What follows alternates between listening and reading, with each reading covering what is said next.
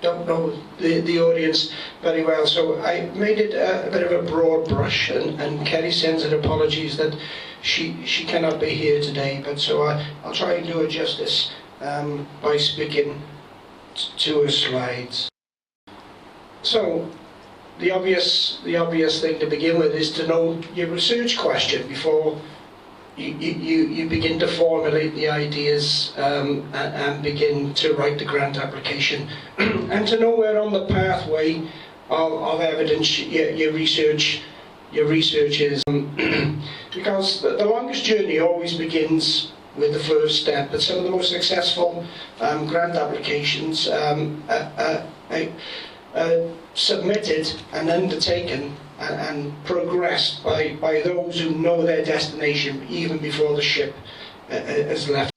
So this is a broad pathway from preclinical to translational research to the trial setting, and some of these can become tired euphemisms, but it pays to know where you are on the pathway with your grant application, and it always pays to conform with some works, such as for complex surgical interventions. You have the ideal framework, and I know that there was some surgical departments in Cardiff University that are quite involved with biomarker research, but sadly the biomarker literature is awash with in terms of it's often convenient samples, not very well clinically annotated. And so this REMARC framework was devised and published in 2012 to really kind of ensure biomarker studies, well powered and correlating to conventional histological parameters, ended up in the literature. And it's very difficult now to actually get a biomarker paper published in a quality journal without conforming to the REMARC criteria. And ensure you can evidence the need for your research. Sadly, a lot of researchers may pursue something that's interesting, and what is interesting may not necessarily be what's important. And I guess I'm pushing against an open door with this facing than if I was speaking to a room full of wet laboratory researchers. And the MRC have actually raised concerns, and the NCRI, with some of their early career fellowship applications, that the researchers are not asked questions. And so that can be difficult. So the MRC and the NCRI have now set up these mentoring groups with good clinical input to help these basic researchers be able to translate their research that bit more. Research waste. I know that it seems a rather obvious statement, but sadly there is too much waste in research.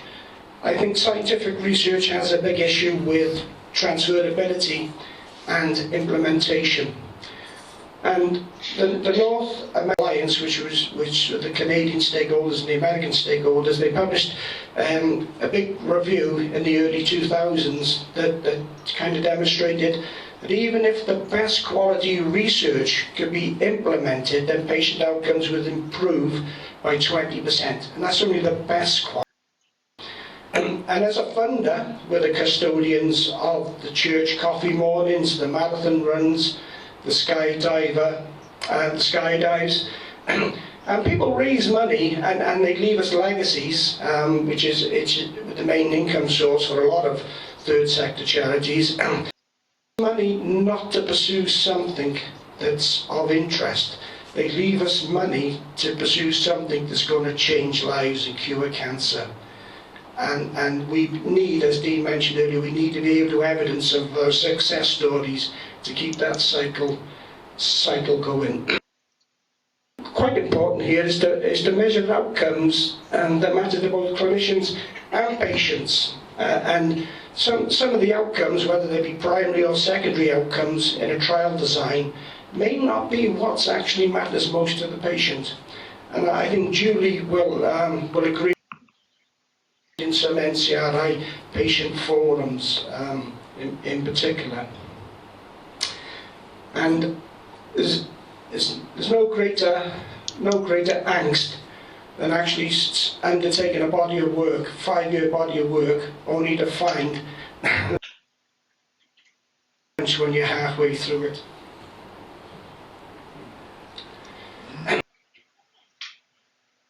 Use the funder and the funding scheme very carefully and to check eligibility.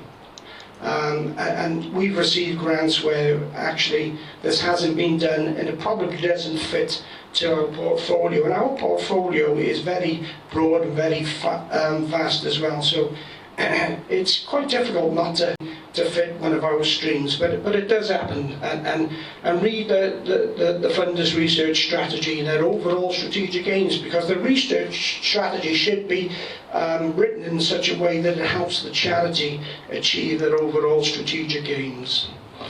And look for research grants. So if you have an idea and you're thinking, well, can I apply for this charity?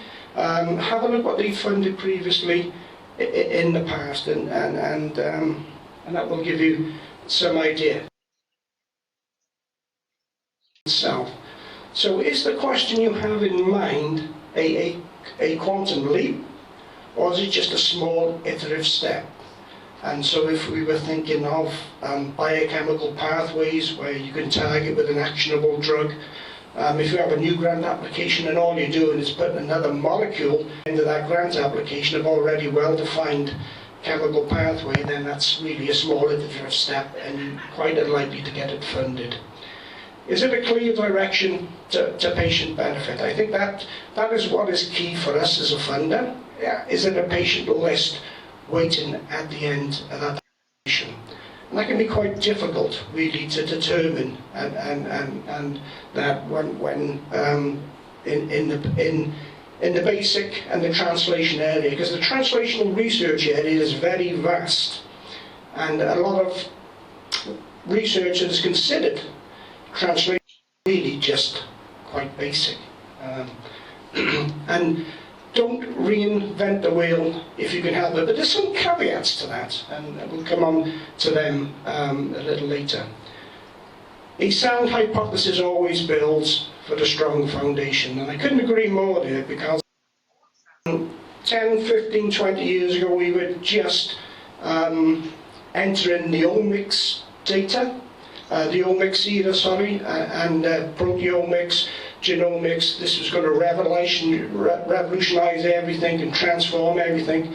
But it's fair to say now that there is no substitute for the sound hypothesis. And these large genomic data sets and proteomic data sets, they are tools really. So there's no harm going on a fishing trip, but you know, we really need to focus at the catch, and that's where the sound hypothesis comes in. And make the abstract hard hitting and the methodology. So if it's a research area that is relatively new to you, or you're trying it for the first time, do you have the right collaborators on board? And also methodologies to address or acquire the data that the research project will deliver. Because we've received grant applications, and we received grant applications in this recent round, sadly, that where say, well, actually, that technology is pretty ancient. People are using far more advanced techniques that will give you more quality data. Itself, preliminary data. External reviewers always like strong preliminary data, and that really gets you quite far up the rating scale. And is the body of research achievable within the time frame and the money available? Some grant projects will sadly fall down the fact that they're not achievable within the time frame. They think they can achieve it in 2 years, but really it's going to take 5 years, or they're trying to do it on a shoestring budget. And if anybody applies to a grant with us, please don't worry about the costings. If you think, oh well, Cancer Research Wales cannot afford that. We've recently re-evaluated one project where they come in at $250,000, but the peer reviews thought it would take in the region of 450,000, so we gave them the extra money. Let money become a barrier if we can help it. And let the internal and external colleagues review your grant application if you're particularly new to writing grants, or your R&D panel. Because we've received grant applications for really good ideas, but you just get the sense that the clinician writing it is not that experienced in writing a grant review. And that's a great shame, because also the external peer reviewers will soon pick up on that as well. So if you've got a body of work to address a research question, you've got a mind, got a sound hypothesis, and you formulate your grant application, you might have 4 or 5 good objectives or work packages to undertake during the 3 or 4 years worth of research. But what we've seen sometimes is that the success of the research project all depends upon the success of the first work package. So if the first work package fails for some reason, then all research that falls underneath that is invalid. So think about what you're trying to achieve, and if there are other routes to arriving at your destination, if the one route that you find becomes blocked for such a reason. The external referee's comments and respond to these in a thoughtful manner for rebuttals. So if we fund a project in the region of $500,000, we will send off the anonymised external referee comments to the applicant, and we will ask for a rebuttal to the study. What Julie mentioned earlier is to look to establish your research networks early, because everybody is busy, and if you find actually Cancer Research Wales or 10 of us got a grant call but there's only 4 days left, and you need to get other people on board, then it can be quite difficult. And then select your collaborators, particularly if it's a multidisciplinary research question. And do you need researchers? Right, okay. I'm going, yeah. Do you need research nurses for your study? And do you have pathologists for biomarker studies? Because going back to the remark criteria, if your biomarker of interest is no better than conventional histological parameters, then it's a waste of time and money. But only pathologists will be able to determine how your biomarker correlates with pathological markers. And the input of medical statisticians is always quite key as well. And audit versus research. Now we've received grant applications that are probably just clinical audits, and there's nothing wrong with that. It's just they have their time and their place. So these are some of the key distinctions between research and clinical audit and evaluation. And just consider whether your research question is actually research or whether it's a clinical audit. Evaluations do have their role, and this is just an example of what I would consider a service evaluation study that we funded in, I think it was 2013. We funded the Welsh arm of the ICPP4 evidence, and I guess everybody in the room is very familiar with that, which actually showed out of the 10 jurisdictions suffer greatly from late diagnosis and beginning of treatment due to access to what we can offer you, I think, as a charity. So we have some 5 strategic aims. They're very broad, and we have 4 pillars of research again, which are very broad. So our pillars of research help us or hopefully help us, achieve our strategic aim. So it's discovery and translational research, so we provide a protected space for this because it's vitally important. And then we have screening, prevention and early diagnosis, better treatments, which is a large catchment area again, and health systems and cancer outcomes research as well, which provides evidence.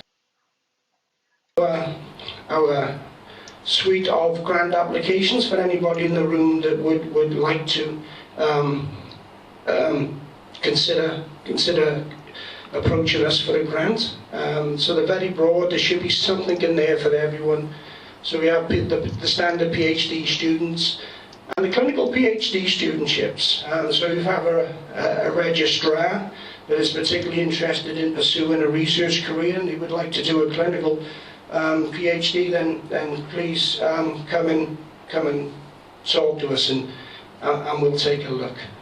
So these are in the region of about 200,000. We have the level 1 project grants and we have the larger level 2 project grants. But also we'll fund clinical trials. We funded trials up to about 1.5 million, but if there are larger trials, phase 3 trials, and need more patients and more money, then we'll certainly one partner. We certainly would look to provide further funding if it was something that meets our aims. And we're just in the process of reworking our 5-year research strategy. But one of the new elements or schemes that we're looking to introduce during this life is the Cancer Research Wales Fellowships, where either a clinician or a researcher, where they're looking to establish themselves as an independent researcher. So this will provide money for salaries for 5 years, a postdoc or a PhD student or something. And we fund innovation grants, which may appeal to people in the room. So if you have an idea, but it doesn't need a large pot of money, it may be a new tracer for sentinel node biopsy, or it may be a new methodology for surgical margins or intraoperative treatments, then please come and speak to us. We're hopefully going to launch an innovation grant call this year, and we'll uplift the money from about 25,000 to 40,000. So that's something that what we would like to do. And we fund commission studies. So if there is something that is of national strategic priority for Wales, then come speak to us, and we'll try and find a way. Now we've done that with Dean's co-respect study and primary care intervention. So we just funded that to the region of 1.2 million. So that started in December. So all our money has to be spent in Wales, and we fund in the region of 2 million a year. At the end of March, and this year we will have funded in the region of 2.5 million when we finalise our grant call. So we've been able to respond and bounce back quite well from the COVID pandemic, as all third sectors were hit. These are Kerry's slides, and this is something, some schemes that Healthcare Research Wales are looking to release. So the personal awards, it's where you invest in a person and a project, and you also have to consider the environment. Funders really need to consider the environment as well, because if we're looking to fund a 5-year research fellowship to the tune of $500,000, we want to make sure that the environment within the NHS and the environment within the universities is really conforming to success of that position, because sadly we've seen it too many times that people have been awarded 5-year grant projects only for the university not to continue their career path, and that's a great shame and a waste of resources for everyone. So environment is critically important, with the Wales Cancer Research Centre as well, to ensure success can be achieved. Awards, and research time awards for clinicians now are being considered by, well, Health and Care Research Wales. And I know Moondance also actually fund some of these schemes as well. And we would consider funding them, but we don't want duplication of Wales, because that would be a great shame. Research career pathways, and Wales, some of the feedback that you get from NIHR is that there's not a great awareness in Wales of some of the schemes available, and there's not a lot of applications received from Wales. So that's a research environment to work for. Overview, and I'd just like to thank you. And